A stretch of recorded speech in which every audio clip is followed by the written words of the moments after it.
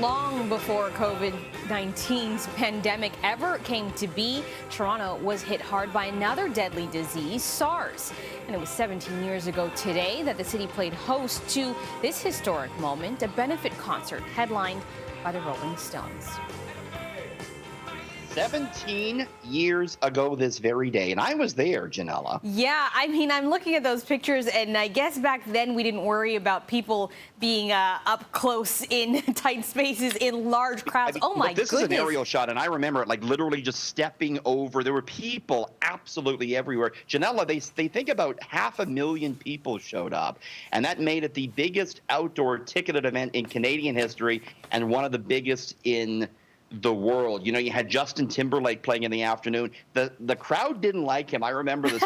They were throwing water bottles at Justin Timberlake. Yeah, because the crowd was there for this guy, for the Stones, right? Yeah. And the Stones, you know, they were the big finishing act of the day. I left with AC/DC, led into the Stones, and after AC/DC, I was dehydrated. I was hot. It was a day like today that was really hot, so I took off. That was enough for you. I got to tell you, looking at those pictures of the crowds is like making me anxious because it feels like I can't even imagine being in a crowd like that right now. Very anxious indeed. I mean, it's just really claustrophobic. I asked people on Twitter what they remember about it. So I want to show you some tweets. Sure.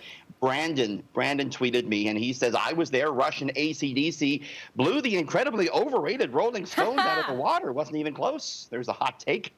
Alex tweeted me, Ginella. He says, I still remember Justin Timberlake getting booed. Epic performances from Rush, the Flaming Lips, and Sam Roberts Band. Claudio tweeted, and he said, Justin Timberlake has done many good things in his career. He shouldn't have been at this event. Wrong crowd. That's probably true. Yeah. I got another tweet that says, this was such a memorable day. I lost my dad that night. No, he didn't die. We just couldn't find him until the following morning.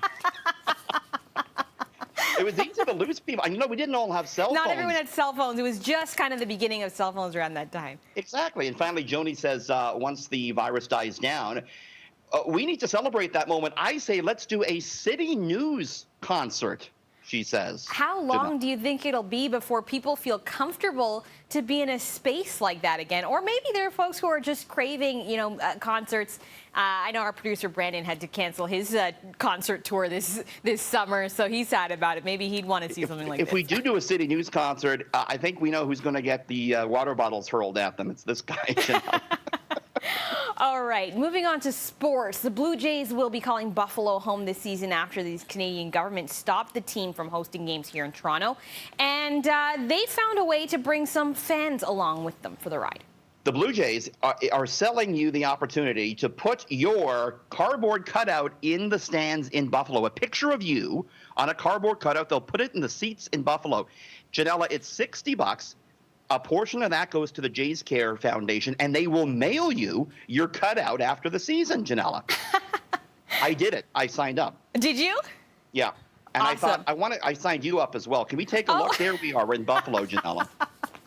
Enjoying the game. In Buffalo, enjoying the game. I wish it would have been in somewhere a little more exciting, somewhere I haven't been, but I'll take it. We look like we're having a grand old time, quite frankly. We're having a great time. All right, Richard, thanks so much. We'll see you tomorrow. See you tomorrow.